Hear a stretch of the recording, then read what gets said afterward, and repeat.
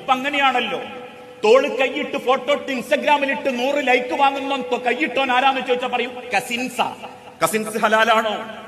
വാപ്പാന്റെ പെങ്ങളമോ ഹലാലാണോ? ഉമ്മാന്റെ ആങ്ങളന്റെ മോൻ ഹലാലാണോ? തോള് കൈയിട്ടിട്ടും ഒരുമിച്ച് ബൈക്കുമല യാത്ര ചെയ്തിട്ടും നട്ടപ്പാത നേരത്ത് ഹാപ്പി ന്യൂ ഇയറിന് ബീച്ചിൽ ചെന്നിട്ട് ലൈവ് ഷോ തരും ആളുകളെ കാണിച്ചിട്ടും അവസാനം കല്യാണം കഴിഞ്ഞ് 5ാമത്തെ കൊല്ലം ഫേസ്ബുക്ക് അവന്റെ 5 കൊല്ലത്തെ മുൻപുള്ള ഇൻസ്റ്റഗ്രാം ആ രീതിയിലുള്ള സ്റ്റോറി ഫേസ്ബുക്കായിട്ട് മുൻപോട്ട് കൊണ്ടെത്തുന്നപ്പം ആണിന് സംശയം തുടങ്ങി, ആണിന്റെ മനസ്സിൽ കരട് പൊന്താൻ തുടങ്ങി. ഇതൊക്കെ കൺമുൻപ് കണ്ടിട്ട് തന്നെ അള്ളാന്റെ ഹബീബ് പഠിപ്പിച്ചതും ഹലാലായ ബന്ധത്തിന്റെ കൂടെ വിടാവൂ, ഹലാലായ ബന്ധങ്ങൾക്കേ നിൽക്കാവൂ. അന്യ ആണും പെണ്ണിന്റെയും മുൻപിൽ ശൈത്താനുണ്ടാവും. ഇതൊക്കെ ഇന്നത്തെ കാലഘട്ടത്തിൽ പറയുമ്പോൾ ചില പെൺമക്കളും ചില അമ്മമാരും ചോദിക്കും, ഇതൊക്കെ ഇപ്പൊ പറയാൻ പറ്റുന്നതാണോ മൗലവി? ആണ്. അത് സൂക്ഷിക്കാത്തതിന്റെ പേരിൽ നവലിബറൽ ചിന്തകൾ മനസ്സിൽ കയറി വന്നപ്പോ എത്ര പെൺമക്കളാ കല്യാണം വേണ്ടെന്ന് വെച്ചത്?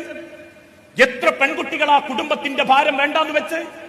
പ്രസവിക്കുക, മുലയൂട്ടുക, കുടുംബം നോക്കുക എന്നുള്ളതൊക്കെ കാലഹരണപ്പെട്ട പഴഞ്ചൻ വിശ്വാസമാണെന്നും അതുകൊണ്ട് അത്യാവശ്യം ലിവിംഗ് ടുഗദറുകൾ നടത്തി ഒരുമിച്ച് ജീവിച്ച് താല്പര്യമില്ലാത്ത സമയമാകുമ്പോ വേണ്ടെന്ന് വെച്ച് വേറൊരുത്തന്റെ തലയിൽ കയറി അവനെയും വേണ്ടെന്ന് വെച്ച് അങ്ങനെ ഒരു അഡ്ജസ്റ്റ്മെന്റ് പോയാ പോരെ എന്ന് ചിന്തിക്കുന്ന പെൺമക്കൾ വർദ്ധിച്ചതിന്റെ പേരിലാ കേരളത്തിലെ പ്രസിദ്ധനായ ക്യാമറക്ക് മുൻപിലും പിന്നിലും അഭിനയിക്കുന്ന ഒരു നടൻ പോലും പറഞ്ഞത്, ആണും പെണ്ണും കെട്ടി വിവാഹം കഴിച്ചവരെ ഞാൻ എന്റെ വീട്ടിൽ കയറ്റുമെന്ന് ഒരു മഹാനടനെ കൊണ്ട് പറയിപ്പിച്ചിട്ടുണ്ടെങ്കിൽ അത്രമാത്രം ലിബറൽ മനോഭാവം നമ്മളെ മക്കളുടെ ഹൃദയങ്ങളിലേക്ക് വീട്ടിന്റെ ഡൈനിങ് ഹാളിലെ വിട്ടിപ്പെട്ടിയിലൂടെ കുത്തിവെക്കാൻ ലിബറൽ വാദികൾക്ക് സാധിച്ചിട്ടുണ്ട്.